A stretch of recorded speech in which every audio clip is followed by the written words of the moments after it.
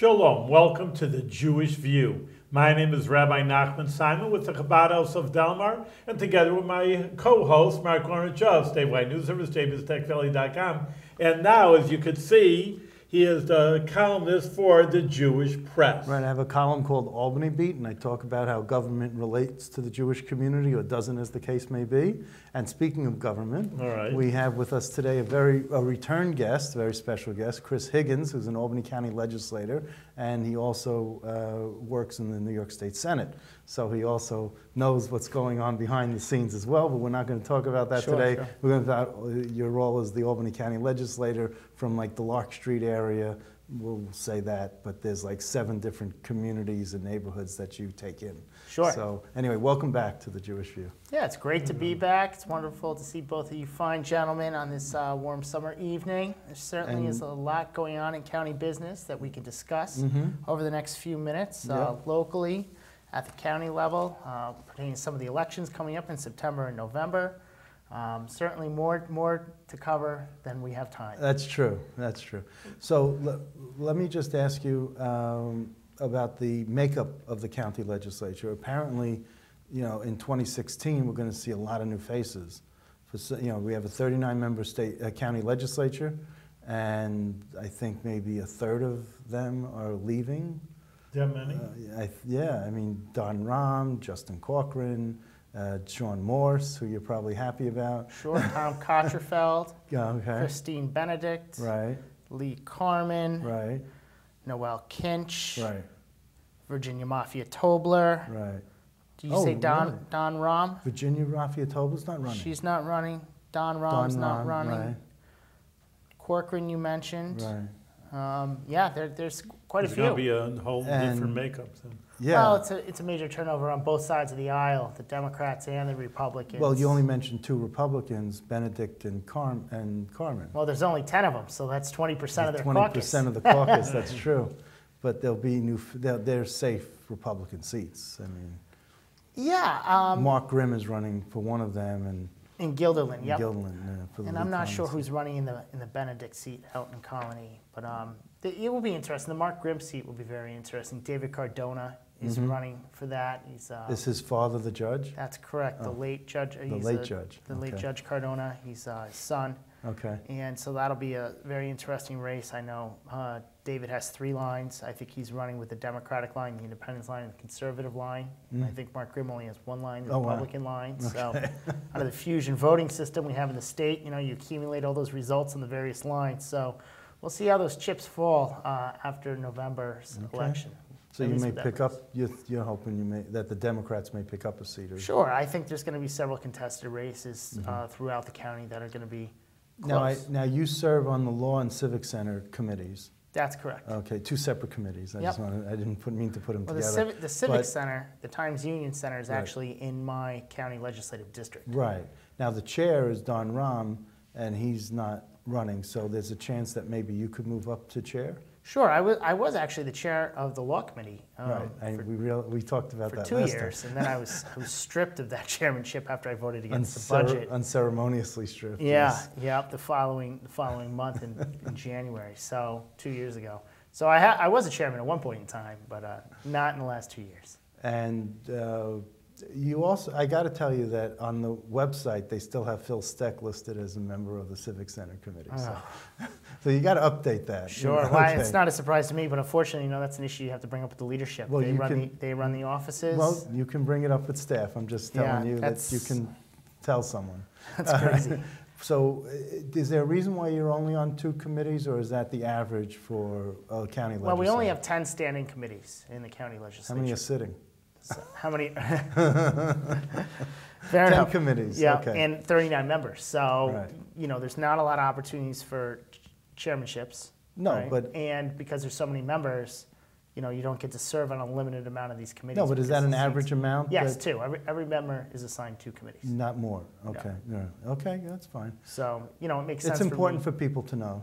Yeah. Oh, certainly. You know, it makes sense for me as a lawyer to sit on the law committee. And it makes sense for me as the member who represents the actual area around the TU Center to be on that committee as well. And actually, you'd be surprised, there's a lot of interesting issues that come up that relate to the Civic Center. Like what? Well, you know, we've just recently been dealing with an expansion of the Civic Center in conjunction with the construction of the Convention Center, right? That is something the state wanted to see, was us make some major capital improvements to the TU Center. So, like the stairs and the escalators and that's correct. And getting the birds out of there and things like that. So, I mean, what we're really going to be doing moving forward with that is enclosing the whole front atrium, adding additional meeting space for some of these major conferences that are going to come into the area that are going to need to utilize both the Convention Center and also the TU Center. One of the major issues we had in the past with the size of our arena specifically is when we go out to bid for some of these bigger conferences like the NCAA basketball tournament, one of the bigger reasons why we haven't been selected in several years is because those tournaments are so large that we're not equipped, we do not have the space, the meeting space and the hotel space to accommodate so many teams and the fans and all the staff that come with them. The stadium is just big. I remember when they built it, they said, oh, we can get any major attraction. So there's enough seats there. It's the capacity is the issue for all the ancillary, all the ancillary things that are associated with running these major sports tournaments. Right. Now, so the addition of the meeting space will be very helpful in securing some of those bids in the future. And so why close off that atrium? I mean, it seems so nice to have it open, and I mean, it just doesn't seem right to have it closed off. Part of it has been because of the elements, you know, in the wind, yeah, and the rain, but and everything there. It's nice. It's just, so what? And again, this is Albany. give the TU Center a refresher, almost like a facelift to modernize the facility. I mean, it's been over 20 years since it was constructed. I believe construction was finished in 1994. So. You know, we've had over the years to fix the roof. We've had to update the screens, the seating, the HVAC system. So now we're trying to look to give the arena a facelift to accommodate, you know, the convention center, which is going to be a brand new building. But didn't you like the openness and the way it looked from the street? I personally don't have a problem with it, but you know, from a design, from an aesthetic standpoint. Yeah, I personally don't have a problem with it, but I could see, you know, after 20 years, everybody likes a little remodel, whether it's in their personal house or. That's true, but something. Why enclose? Why have that as the choice to enclose? Well, it? I think that's what I didn't like. The idea is to make that space warmer, so that you can use it for these bigger shows. Well, I got to tell you, there's a big show called Kosher Fest that's held down in the Meadowlands, and I tried to get them to come up here to have their show here, and they looked at the square footage. And they still couldn't fit it. Well, there you go. See, this is a perfect example of hopefully this. No, even with the new convention center and the hotel and the TU Center, they still couldn't hold it. Wow. And I had the folks from the Albany County Convention Visitors Bureau, you know, scope it out and talk to the folks, and I was personally shepherding this. Hopefully, we could have had this, and they just said it'd be such a tight squeeze, it would be uncomfortable. Wow, that's interesting. But I mean, that just goes to show you, even some events, we're not going to have a space large enough to accommodate them. That's right. That's a good example. I want to tell you something, that you should go to Gavin Donahue and you should pitch for a kosher kitchen in the Civic Center, because, or in the new convention center, or wherever you can fit a kosher kitchen, because there's really no place to have a nice reception for a bar mitzvah or a wedding, and you know, with the gorgeous chandeliers and all the everything else that goes along with it, and we just don't have a place in Albany for that. So everyone goes down to Rockland County, Orange County, New York City to have their weddings, bar mitzvahs, and they really don't have, or they just have a sort of a less than desirable event up here.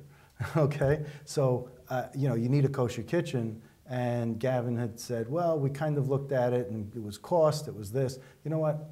I didn't buy it, because when you bond it and you spread it out, it doesn't add that much more to the cost. So if you could be our advocate, I got you here. I just thought I'd tell you to maybe see what you could, what magic you could work on this. Sure, okay? I could certainly bring it up. Okay. Never hurts to bring it up as an issue. All right. Say, oh, he's at it again. No, that's okay. So are you, talking about the new faces in the county legislature, are you optimistic that there's going to be a more effective and efficient county legislature with new people? I mean, you rise dramatically in seniority, and you've only been there 2 terms. Sure.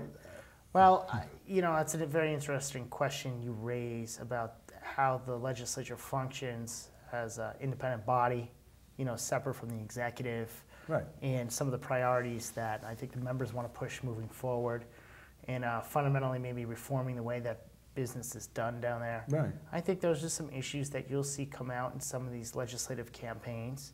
You know, one only has to look at the recent debacle surrounding settlement of the federal voting rights lawsuit to create a 5th majority minority district in the city. I mean, this was a disaster. I think any person who lives in the county would tell you that. I think many of the members would agree.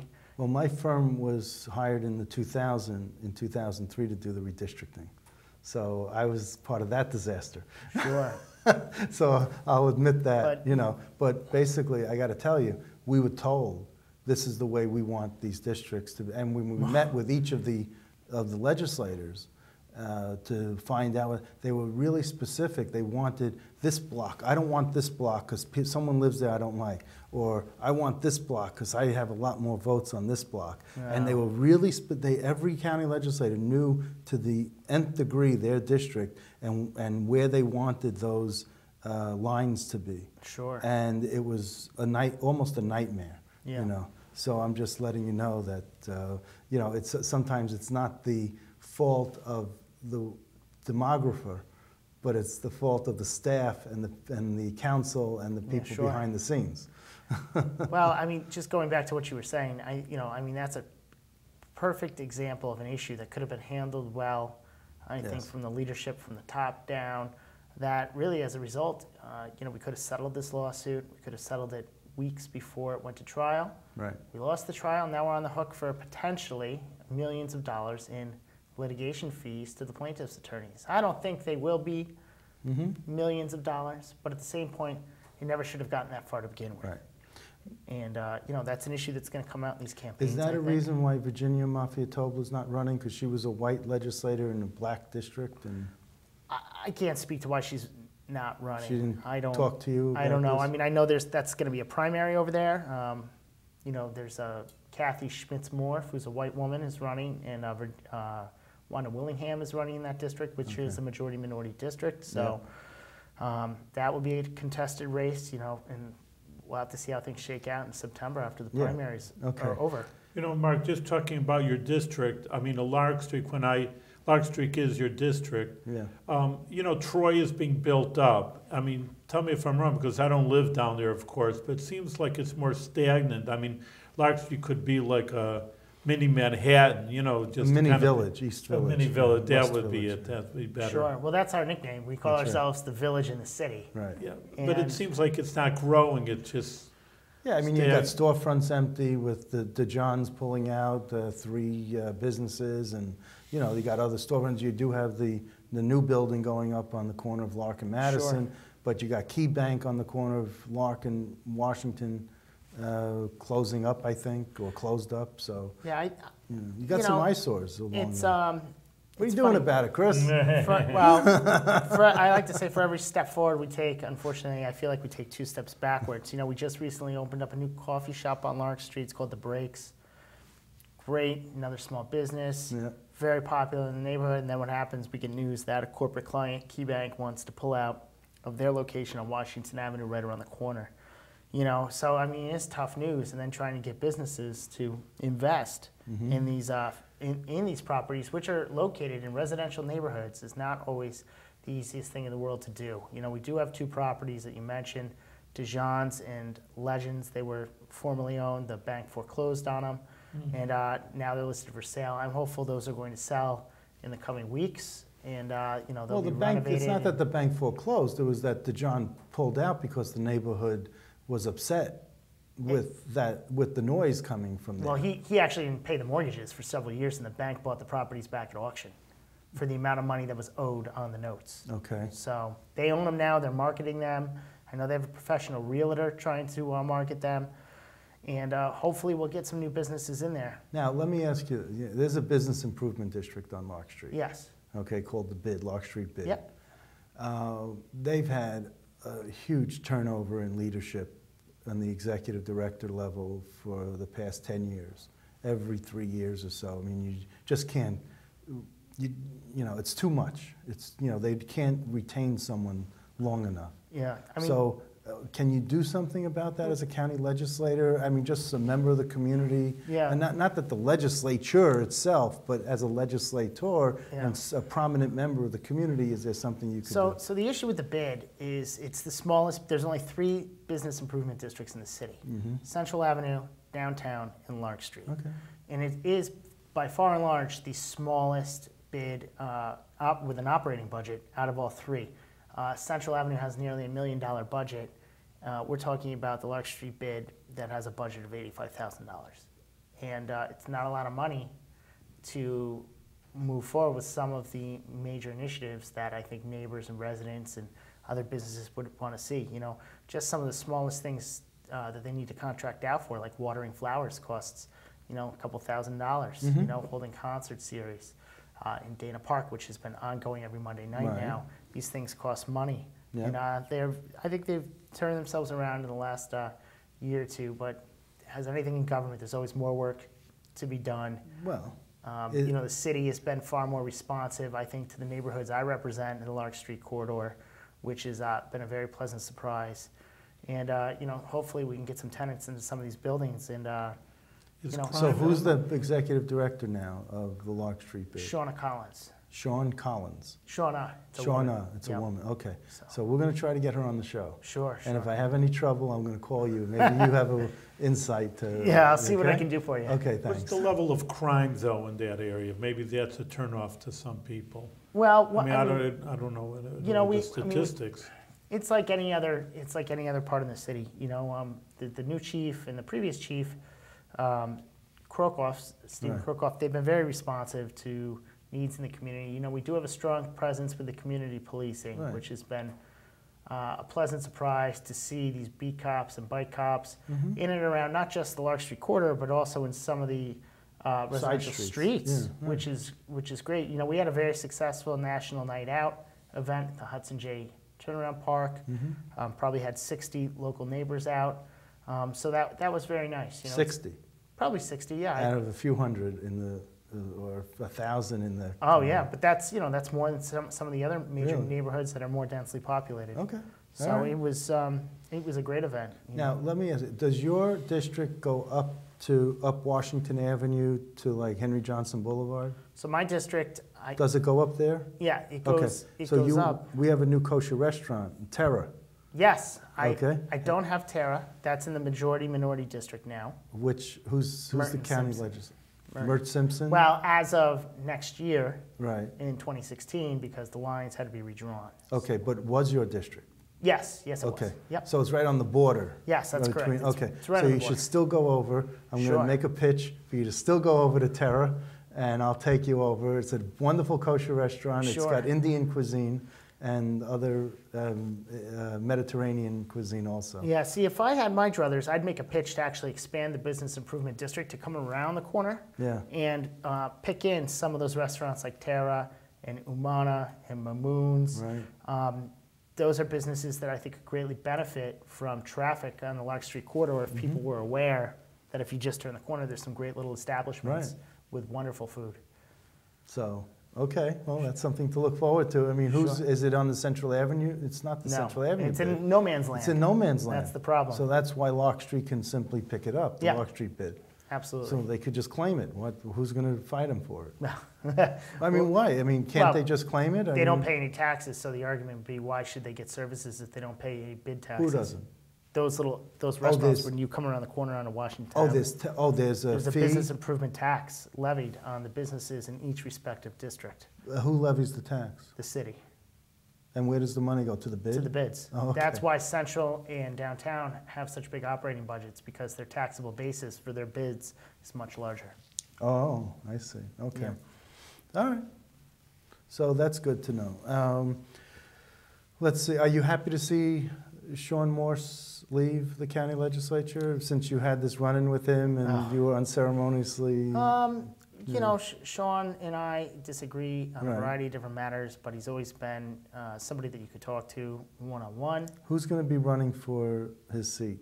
For not co-host, I mean for chairmanship? The chairmanship. I think it remains to be seen. Who do you think? Do you have the inside track? Are you going to be doing? I don't think I have the inside track on anything. You've been a very effective county legislator. I appreciate that. Yeah, I've tried. I mean, Metroland did say you were the best local legislator. Well, I take the job very seriously. You do. I mean, when you represent thousands of individuals, they put their trust into you to advocate on their behalf. So why not you put your hat in the ring for chairman? Well, one thing at a time here. I have to focus on my own election. I have a campaign in November, so I'm taking that very seriously. Oh, please.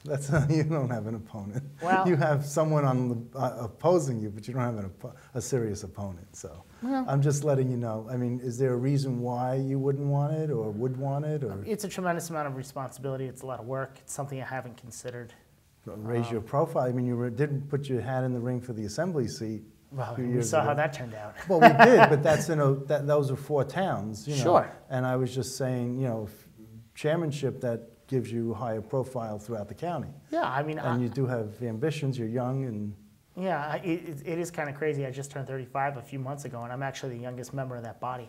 Of the county legislature. Yeah, what does that tell you? Wow. At 35. I did get elected when I was 27 at the time, myself and Ryan Horsemeyer. I think I was 27, Ryan was 26 or 25. But yeah, I mean, there's some major issues that need to be looked at. We have never put a person of color in leadership. We have never put a woman in leadership. This is the 21st century we're talking about now. So what? So someone should be put in leadership not based on color or gender, but based on qualifications. Well, I think they offer different perspectives on a variety of different things. Yeah, and but you shouldn't put someone in leadership just because they're Jewish, Irish, Catholic, Irish, or Italian. They should qualify. I think there's several qualified women and members of color that would make excellent leaders in the county legislature. I think Lucy McKnight would be very good. I think Virginia Tobler would have been good, but she's not running again. I think Noelle Kinch would have been very good. Right. Well, okay. I think Allison McLean Lane would be very good. But she's a freshman, and Sure. But I don't think. Oftentimes, the county legislature is not like the state legislature where seniority necessarily dictates. But it shows that you still need to get to be more familiar with all the issues than just one term. Sure. So I would say that, I mean, Gil Ethier is too old. He's been there for 35 years. Sure. And, I'd say that he's not. You got Mark's vote. That's the bottom line. So who do you think should it be someone from the suburbs, or would it be someone from the city? Does that factor into it? It's so premature to even discuss it, really, because I mean, there's going to be a lot of changeover, like we discussed at the beginning of the show, and which narrows down the field of who might be eligible.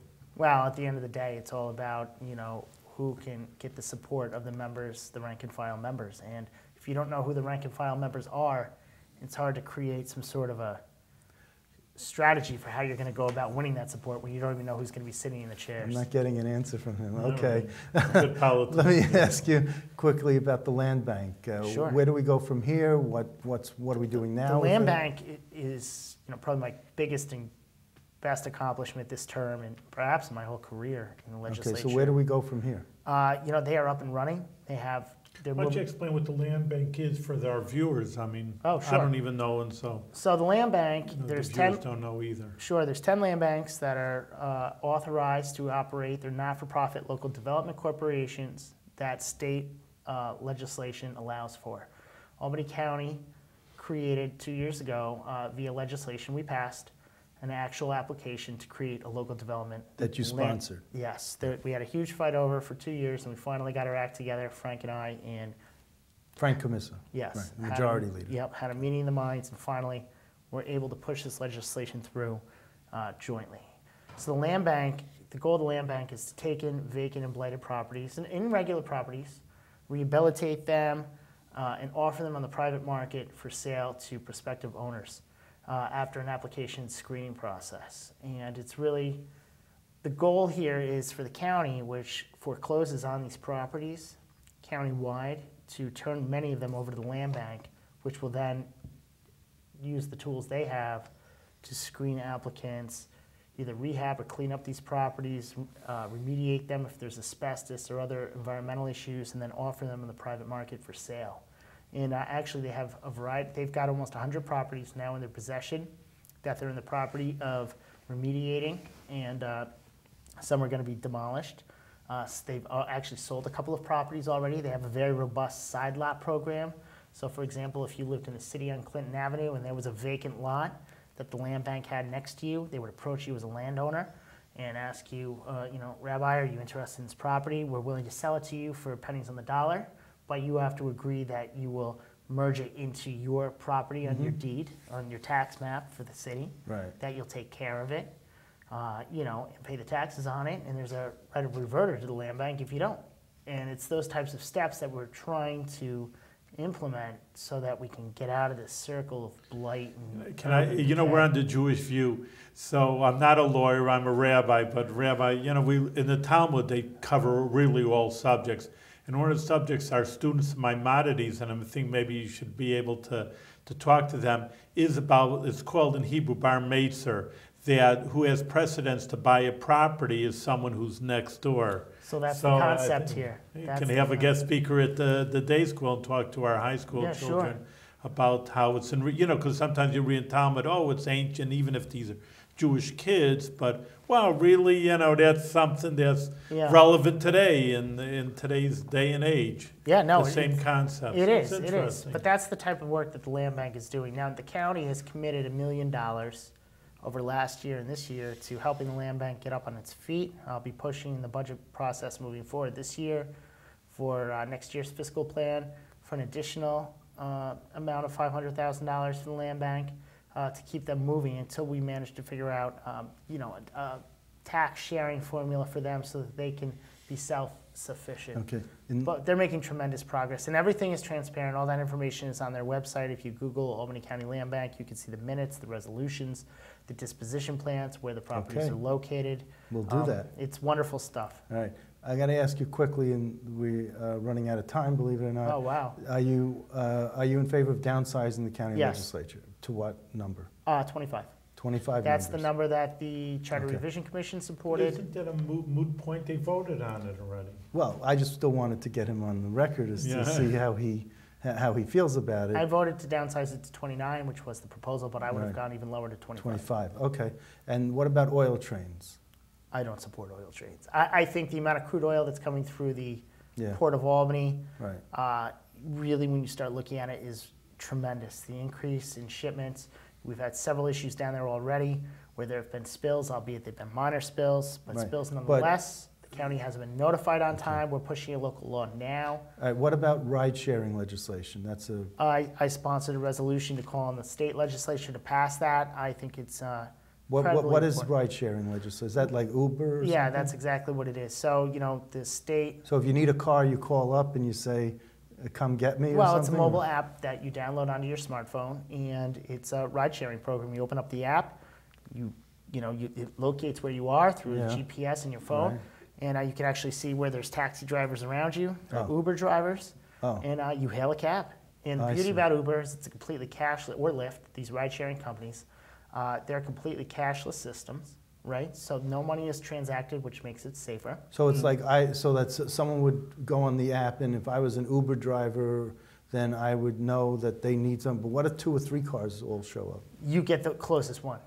You just get the closest one. Well, if you don't like your driver, you can flag them and go to the next. But all the drivers are rated at the end of the ride. And the way this works is if the drivers that get worse reviews drop to the bottom, and the drivers with the better reviews move to the top. I see. So that's ideally what you want to get. Well, again, we're getting into more social, not electronic, but more sophisticated ways of doing this. You don't have to pick up a phone. Yeah, communicating, and you don't have to pick up a phone. So this segues into my next topic I want to ask you about, which is social media and how that helps you in your campaign, or as a county legislator, or is it a hindrance where you might get too much information and you're just like rolling your head and saying, "Oh my goodness, well, I can't handle all this is the information age, right? So I mean, everybody's used to being bombarded constantly with information, whether it's through Twitter, Facebook, email, and you use it all. Television. Oh yeah, absolutely, right off my phone. It's a great way to communicate with your constituents. You can provide up to the minute, up to the second updates on what's going on.